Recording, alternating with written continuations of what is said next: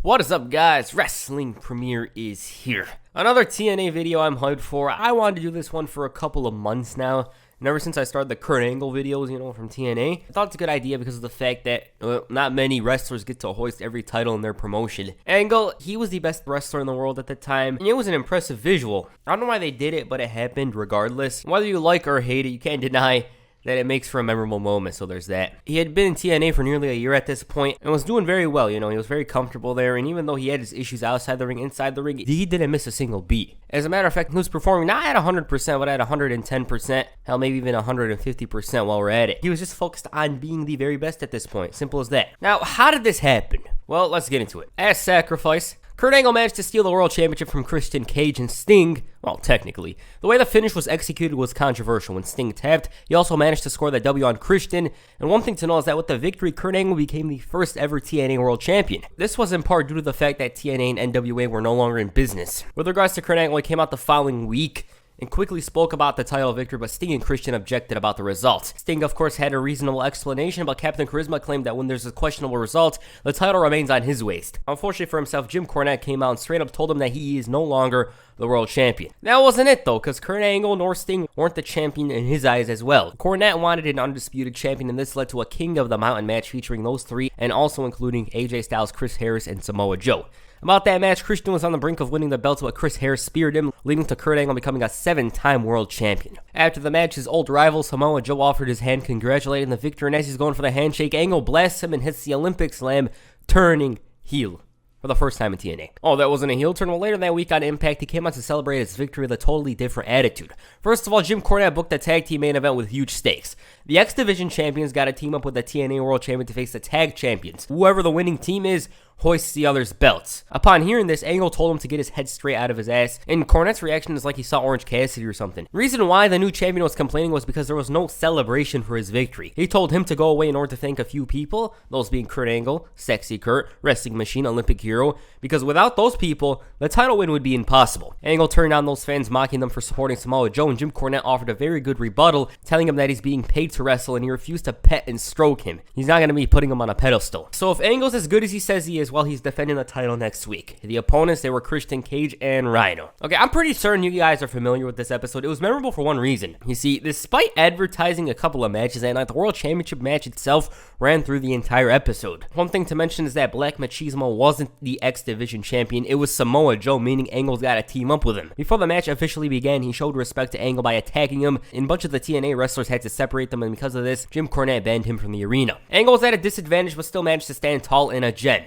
There was a bunch of interferences, including one from James Storm that cost Rhino the title, and it was looked like he was going to score that W, but Angle managed to live to fight another day. The Olympic gold medalist was riding at a high at this point with the TNA World Championship, but soon enough his other shoulder wasn't lonely. Why?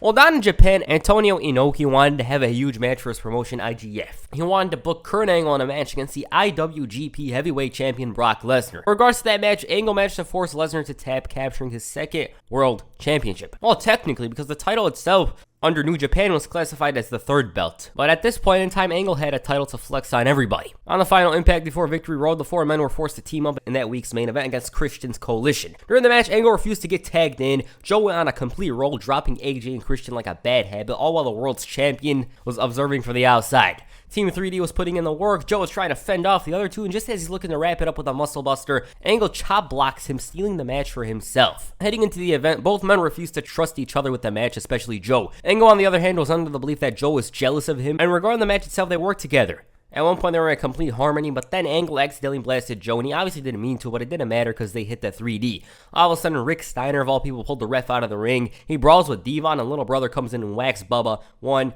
2, Angle breaks the fall. Yep. He wanted all the glory for himself, but that wasn't to be because the Samoan submission machine managed to quickly score the W for himself and Kurt Angle. So now, he was the tag team champion. But Joe won the titles for himself, which clearly irritated Angle. I should note that Joe was the sole holder of the tag titles. Opening Impact the following week, Jeremy Borash tried to inform Angle that Jim Cornette wants to see him, but he was too busy tanning and Angle thought he was staring at his package. After a few minutes, Borash comes in and reveals that Angle could get fined $10K, and he was angry not only over this, but the fact that somebody took his titles and clothes. Angle stood awkwardly in front of the wrestlers, demanding whoever did it bring his possessions back, and Shark Boy was laughing, so he decided to whoop his ass. He was parading around with his ass showing he still looked somewhat menacing. Luckily, he was forced to wear a robe before coming out at the end of the night, and the pyro just added so much to this entrance. Robe Angle came out and admits that this prank was funny. He accused the fans of stealing his stuff and he was ready to slap their asses, and Angle was shouting about how he wants his stuff back like a petulant little boy. I want my stuff back! Samoa Joe's music plays, and of course, he was the thief. I'm no thief. Oh. Joe wanted to put the past behind him, and he gave Angle the titles back as a sign that he wants to end this. He laid out the challenge, poked fun at the Speedo, and it was clear that he would do anything to have the rematch. Joe was desperate. While it may have been about respect previously, it was all for the gold now. Angle had to think about it for a bit, and after the fans loudly chanted, do it, he accepted, and they even hugged, but Joe hits the headbutt and exposes his body. A table's brought in, and Angle actually bounced back. He locks in the ankle lock, Joe's screaming in agony, and that's how Impact ended. The following week saw huge, and I mean huge, developments in the feud. So Angle arrived to the arena with his family. He was shouting at his daughter for dropping the suitcase, telling her that it's coming out of her allowance or whatever, and this continued later on with Angle sarcastically asking his wife if she wants coffee. He poked fun at her weight, and he didn't give a damn if his daughter wanted chocolate, and basically he was just a terrible family man. At the end of the night, this reached its climax. The commentary team felt that Angle was a little in over his head, and the ego level far surpassed that of Triple H's in the early 2000s. First of all, he claimed that he was the most misunderstood wrestler. He's a loving, caring individual and wanted Karen to explain things. She didn't say anything, and Samoa Joe came out looking for a fight. Angle preferred to hide behind his wife, and she had enough of dealing with him, and after hearing this, quickly snatched the mic, telling her to shut up. Joe gets involved and allows Karen to speak, and basically she had enough of the world titles, and best of all, the gold medals. Because of this, the marriage was over, and she walked. Angle quickly tried to save face, but Samoa Joe reminded him of hard justice, and he immediately went on the attack, stripping him of his expensive clothes and posing with the belts. Kurt Angle was so distressed over what went down that Nash had to give him a pep talk.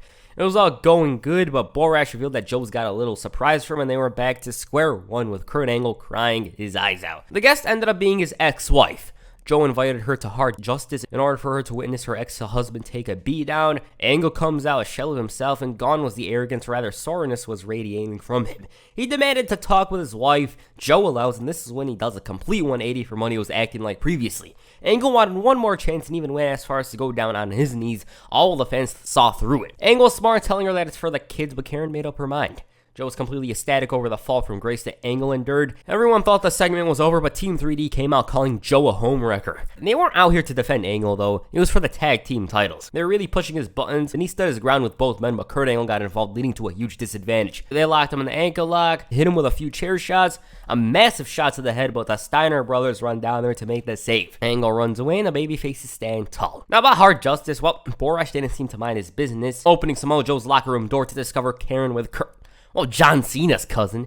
Kurt Angle was completely oblivious to what went on, that Jeremy had to inform him that she's seeing someone. Angle refused to believe this for a second, but after hearing the details was completely fuming. Instead of going to do something, he was weeping moments before his match. Dr. Nash had to once again motivate him, telling him that family's important, you've got to beat Joe, and now Angle was so motivated. He wasn't. About their match, it was good, but when you hear about Angle and Joe, you expect a 4-star classic. This match clearly wasn't the case because of the story. Angle debuted his remix song, Joe came out all hyped doing the Samoan dance, and if you were a betting man in kayfabe, for sure you'd bet on Joe. After a few seconds of Samoa Joe dominating Angle, his ex-wife comes in, and they were clearly getting in his head, and it was working. If that wasn't enough, Joe was exposing his ass in the ring, and those two were laughing it up. And of course, Angle was offended, but he wasn't doing any favors for himself. It was all Joe in the early going. He was wearing down Kurt with several strikes, cornering him with boots. The world champion finally bounces back with a couple of Germans wearing down his opponent. Unfortunately, it didn't do much to Joe, and he rebounded with a better release. He begins his comeback, strikes, knockdown, bounces Angle off the ropes, and hits a power slam. And at this point, it was anybody's match. Angle had to rake his eyes in order to find himself back on the offense, and the others were continuing to provoke him, and he ends up taking a Uranagi, and damn, was that close. Muscle Busters countered to the ankle lock. It wasn't locked in tight though. They counter each other's moves. A little near fall leads to an angle slam, and again, it wasn't enough. So he decided to take him up to the top where he hit the overthrow that got him a 2 count. Moonsault goes south, and this gives Samoa Joe a crucial opening where he hit the Muscle Buster, but again, Kurt kicked out. Guess adrenaline does keep you in the game. Angle, though, found himself in the coquina clutch. He was desperately trying to escape, and he did just that, catching Joe in the ankle lock. He screws up and finds himself in the same predicament, and it was looking bleak for him, but he barely reached the ropes. This is awesome chant intensifies just when the ref gets knocked down. Joe catches him with the coquina clutch, and now Angle's tapping. Ref, of course, is sleeping, and so he receives a low blow. Karen comes in with a chair, and as Joe tries reaching for it, she pulls it away, and he's like, "You." Angle takes a chair, whacks Joe with it twice to capture every title in TNA. Well, that's a visual. Also, I just gotta mention it, Swerve Trademark looked so out of place. I know he wrote and performed Angle's song, but it just feels odd to me. But yeah, Angle was the world champion, the X Division champion, the tag team champion, the IWGP heavyweight champion, technically. He won every title there was in TNA.